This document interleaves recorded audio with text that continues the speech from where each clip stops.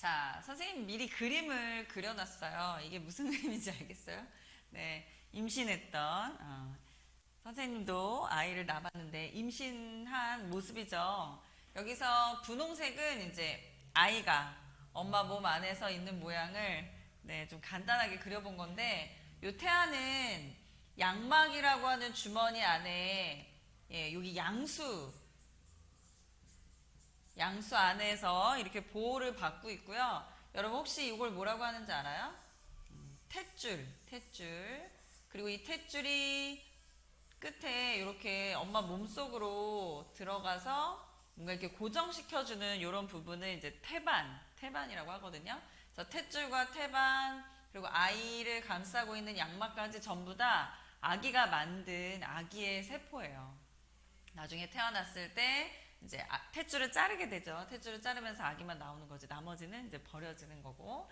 자, 여기서 물론 선생님 이제 버려진다고 했지만 사실 이 탯줄과 태반에 있는 혈액들을 잘 보관해서 제대열 들어봤어요? 제대열로 보관을 하면 나중에 선천적 질병이 있을 때 그런 거 있잖아. 골수를 이식해야 낫는 그런 질병들은 이 제대열을 통해서 치료를 할 수가 있어요. 여러분 여기서 보면요. 요 아기가 무사한지 아닌지 임신하면 너무너무 걱정이 많이 되거든. 정말 걱정돼요. 그래서 기형아 검사하죠. 기형아 검사 어떻게 하는지 간단하게 얘기해 볼게요. 일단 아기의 세포가 필요해요. 왜냐하면 아기의 세포 안에 핵 속에 있는 DNA를 검사해야 기형한지 아닌지 알 수 있겠지. 근데 DNA를 검사하는 건 사실 좀 번거롭고 힘든 일이야. 그래서 조금 더 간편하게 뭘 검사하냐면 염색체가 수 제대로 있나, 모양 제대로 있나, 이런 걸 검사하는 거거든요. 다시 말하면 염색체 수 모양을 분석하는 걸 뭐라고 했지? 그렇지, 핵형 분석이라고 그랬지. 핵형 분석. 그래서 염색체에 문제가 있는지 없는지 요걸 알아보는 방법이 있고, 좀 더 정밀하게 한다면 이제 DNA 검사를 할 수도 있겠지만, 이제 일반적인 경우는 핵형 분석을 해요. 염색체 수, 모양, 그게 정상인지 아닌지, 아니라면 어떤 질병에 예측이 되는지. 자, 그러면 아기의 세포를 채취할 때는 어떻게 하는가? 여러분 양수 검사라고 들어봤죠?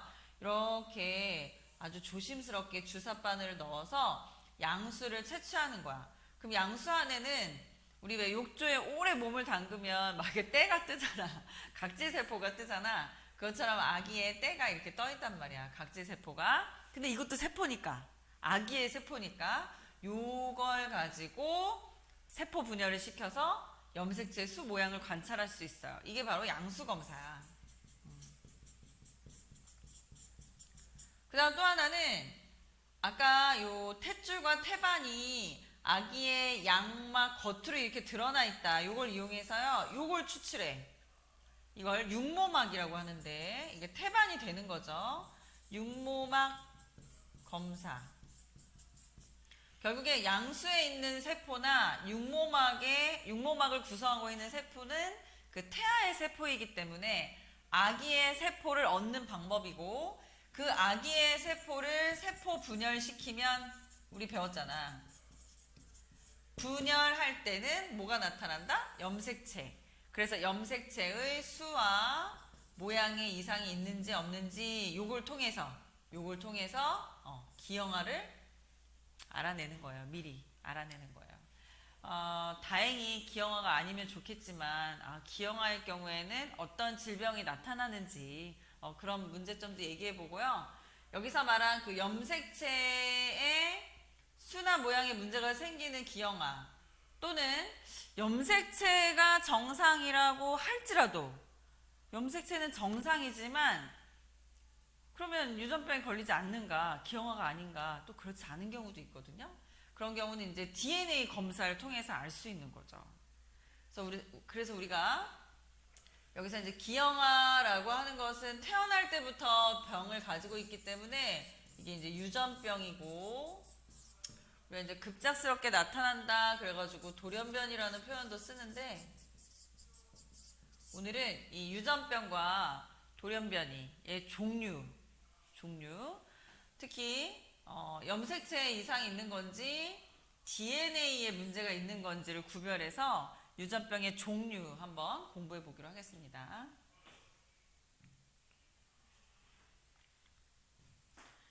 여러분, 우리는 모기 싫지? 모기 되게 싫어요. 그치? 또 물리면 좀 가렵고 아주 귀찮죠. 막 붓기도 하고. 그러나 모기 물렸다고 쉽게 죽는 일은 없잖아요. 그러나 아프리카의 경우에는 모기에 물렸을 때 죽는 일이 발생하죠. 네, 말라리아.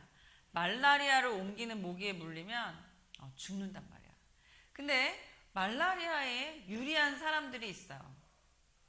이건 좀 유리하다? 그렇지, 유리하다. 말라리아에 유리하다. 어떤 사람이 유리하냐면, 그 말라리아 선충이 알을 어디에다가 낳냐면요. 적혈구에다 낳아요. 선생님이 이게 적혈구를 그린 거야? 정상 적혈구인데, 말라리아의 그 선충 알을 여기다 이렇게 낳으면 적혈구의 영양분을 빨아들이면서 적혈구가 없어지면서 몸에 심각한 질환으로 죽게 되는 거죠. 막 고열도 나고 설사병도 나면서 결국 죽음에 이르게 되는 그런 아주 무시무시한 병인데, 적혈구의 모양이 이렇게 생긴 사람이 있어요. 이게 뭐 닮았어요? 초승달? 또는 그 농사 지을 때 농기구 중에 낫 닮았잖아. 그치? 그래서 이걸 낫세포 또는 낫모양 적혈구 또는 낫모양을 한자로 쓰면 낫겸자를 써가지고 모양형, 겸형 적혈구라고 해. 이건 이제 정상이고 이건 비정상이죠. 근데 이런 낫세포 적혈구는 사실 모양이 이렇게 이그러지고 탄성이 없어. 딱딱해. 얘는 이렇게 몰캉몰캉하단 말이야. 근데 딱딱하고 우리 혈관이 겨우겨우 요거 적혈구 하나가 지나갈 수 있는 그런 좁은 혈관들이 있어요. 모세혈관이에요. 모세혈관. 이 모세혈관 지날 때 정상 적혈구는 물캉물캉하니까 쓱 잘 지나가. 좀 좁아도 잘 지나가. 그러나 이런 딱딱한 낫세포 적혈구가 되면 걸리거든. 걸리면 뒤에 또 걸리고 또 걸리고 또 걸리고 또 걸리고 해가지고 혈관이 결국에 막히게 돼. 그러면 혈관이 막히면 적혈구의 본래 기능이 산소 운반이니까 산소 운반이 잘 안 된다는 거지. 산소 운반이 잘 안 돼가지고 결국에 빈혈로 굉장히 고통을 받는 그런 질병이에요. 그래서 평균 수명도 되게 낮아요. 한 40세 정도 낮아요.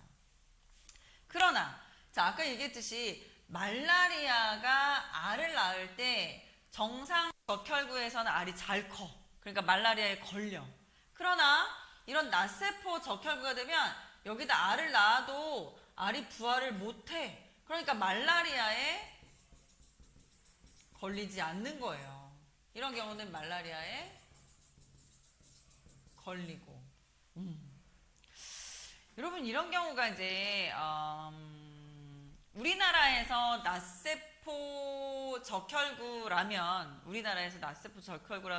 사실은 살기 되게 힘든, 그지? 그래서 살아남기 좀 어려운, 우리 왜 적자생존이라고 얘기하는 거 있잖아. 적자생존. 그 환경에 유리한 자, 환경에 유리해서 살아남는 자를 적자라고 하는데, 이게 우리나라의 상황이라면 적자는 왼쪽이 되겠죠. 정상인. 그러나 여기가 아프리카라고 해보자. 아프리카. 지금 말라리아가 막 극심한 그런 환경이야. 그렇다고 한다면 정상인이 아니라 낫세포 적혈구를 가진 사람이 적자가 될 수도 있겠지. 그지?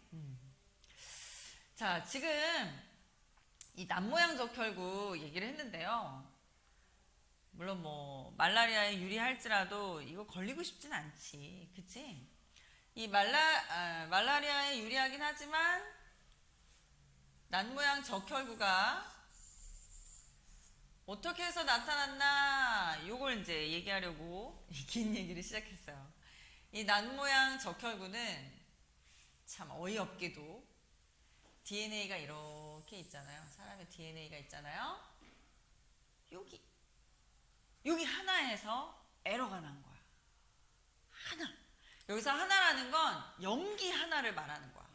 무슨 얘기냐? G, A, G. 그러면 정상이에요. G, A, G. 여러분 그 염기가 사람 몸에 30억 개라고 그랬잖아요. 30억. 30억. 그 중에 요거 A가 들어가야 될 자리에 A가 아니라 T가 들어가요. T. 그래서 이 사람의 염기는 G, T, G가 된 거야. 바로 요거 하나. 30억 개 DNA 중에 그거 하나. 우리가 이런 거 이제 점돌연변이 뭐 이렇게도 표현해요. 점돌연변이. 저거 하나. 너무 억울할 것 같지 않아요? 아니 근데 이 하나가 어떻게 이렇게 온몸에 있는 적혈구를 다 엉망으로 만드는가? 이 GH는 우리 1학년 때 배웠을 거야. 발현이 될 때 글루탐산을 오게 하는 그런 암호야, 신호야. 근데 이 암호가 바뀌어버린 거지. 여러분, 님이라고 하는 글자가 이렇게 있다고 해보세요. 님, 나의 님, 그지? 근데 거기 짝대기가 찍 들어갔어. 남. 님과 남은 어때? 완전히 다른 의미지? 그런 거 같은 거야. 그 짝대기 하나 때문에 남 되는 거야. 그래서 GAG라고 바뀌었을 때, GAG가 GTG로 바뀌었을 때, 이 GTG는요, 글루탐산이 아니라 발린이라고 하는 전혀 다른 아미노산으로 바뀌게 돼요. 그럼 이 헤모글로빈을 구성하는 여러 개의 아미노산 중에 그 글루탐산이 발린으로 바뀌면서 모양이 이렇게 뿅 하고 변하는 거야. 아까 얘기했죠? 얘는 말랑말랑, 얘는 딱딱해져. 길쭉해지면서 얘가 운행을 하지 못하게 되는. 자, 이런 식으로요. 돌연변이라고 하는 것은 우리가 생각할 때 어마어마한 정말 온몸의 적혈구의 모양이 이렇다고 생각해봐. 진짜 무시무시하지. 근데 이걸 일으킨 그 사고의 원인이 바로 요 하나란 말이야. 염기 하나. 자, 이런 식으로 이거 하나가 왜 이렇게 됐을까? 도대체 원인이 뭘까? 이 돌연변이가 된 원인이 뭘까? 뭐 여러 가지가 있어요. 근데 여러분, 이렇게 DNA를 뭔가 바뀌게 하려면 어떻게 해야 되나 보세요. 이거 핵 안에 들어있잖아요. 핵 안에. 그치? 핵 안에. 그럼 무엇인가가 핵 안에서 이러한 일들을 벌어들인 거야. 불러일으킨 거야. 그럼 이게 세포라고 한다면 무언가가 세포 안으로 들어가서 DNA의 이 부분을 건드렸기 때문에 이런 문제점이 생긴 거죠. 그럼 핵 안으로 들어가서 DNA를 건드릴 수 있는 그게 무엇인가? 이게 바로 돌연변이의 유전병의 원인이 되겠다. 이걸 우리가 돌연변이 원이라고 그래. 여러분, 우리가 살면서 참 조심해야 될 게 많은데 뭘 조심해라 이런 얘기 많이 들어봤을 거야. 생각해요. 뭘 조심하래? 야, 일본에 원자력 발전소가 터졌어. 여행 가지 마. 왜? 방사선 때문에. 내가 방사선을 쬐게 되면 이런 거야. 방사선이 웽 몸 안으로 들어가서 이렇게. 그럼 나의 DNA가 흔들리고 교란되고 변형이 돼버리면 내 세포는 돌연변이 세포가 될 수 있다는 거죠. 얘처럼 이런 끔찍한 일이 벌어질 수 있다는 거야. 그럼 방사선 말고 또 뭐가 있을까요? 방사선. 임신하면요, 여러분, 엑스레이 찍지 마세요. 왜? 엑스레이가 왕 들어가서 아기의 세포 속으로 들어가 아기의 DNA를 건드리면 아기는 돌연변이가 될 수 있거든. 기형아가 될 수 있거든. 그래서 엑스레이. 또 햇빛 너무 많이 쬐지 마세요. 왜? 피부암이 발생하거든. 왜? 햇빛이 자외선이 막 두드린단 말이야.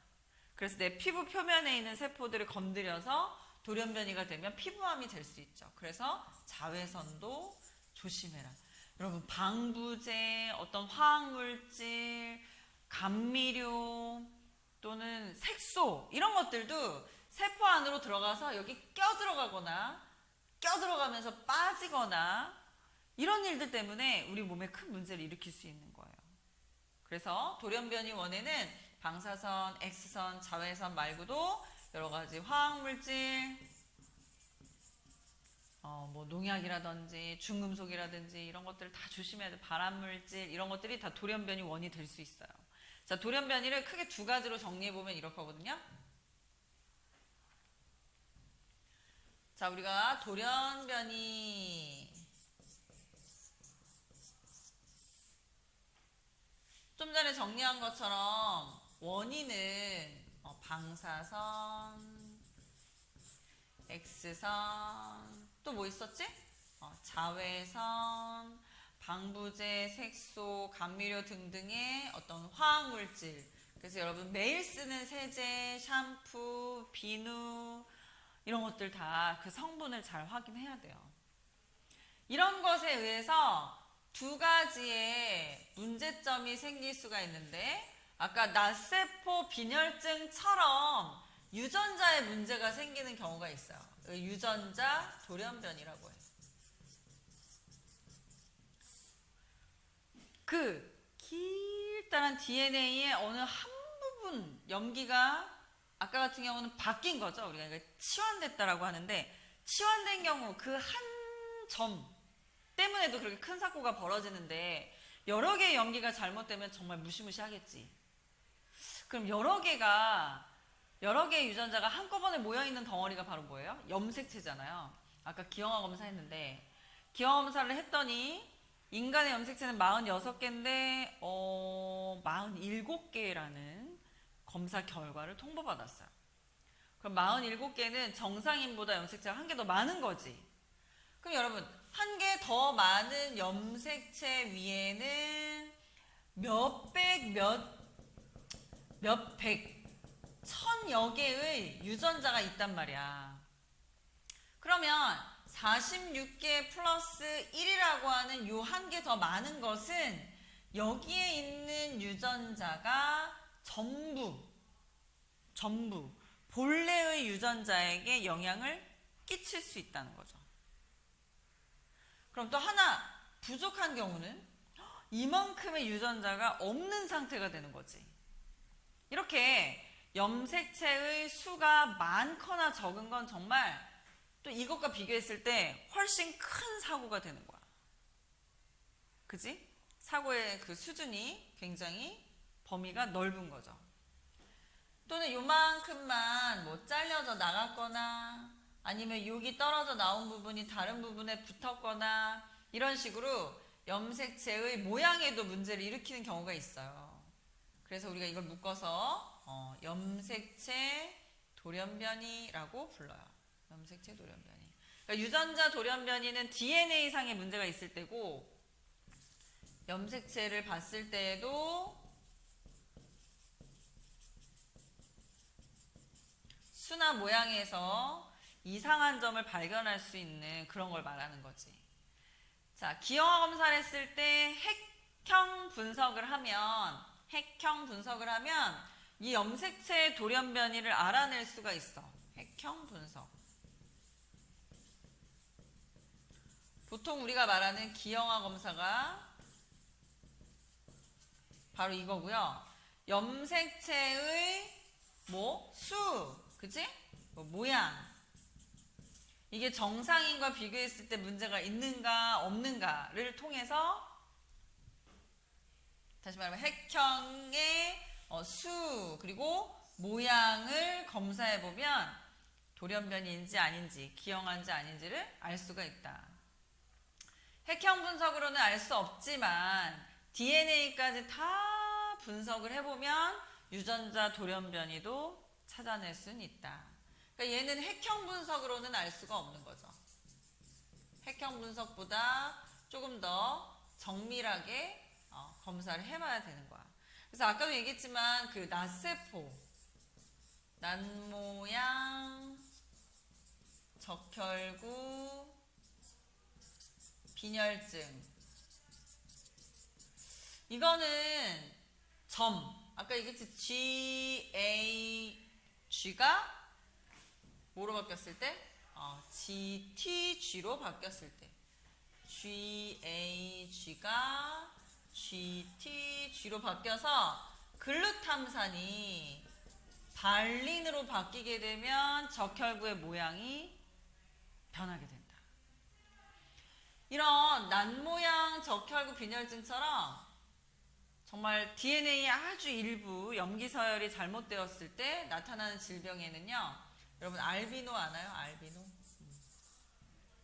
몸에 멜라닌 색소가 충분해야 머리색, 피부색, 눈동자색 이런 것들이 결정이 되는데 멜라닌 색소를 만드는 그 유전자 부위가 잘못된 거야.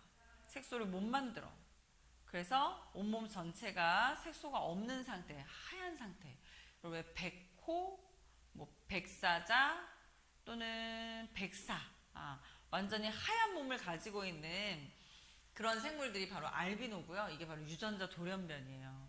이들은 자외선으로부터 몸을 보호해주는 멜라닌 색소가 없기 때문에 자외선이 노출이 되면 바로 아까 얘기했지, 자외선이 몸 안으로 침투하는 거야. 그러면 세포의 DNA를 건드리게 되고 정상적인 활동을 할 수가 없게 되죠. 그러니까 그늘을 찾아다니고 햇빛을 피해야 돼.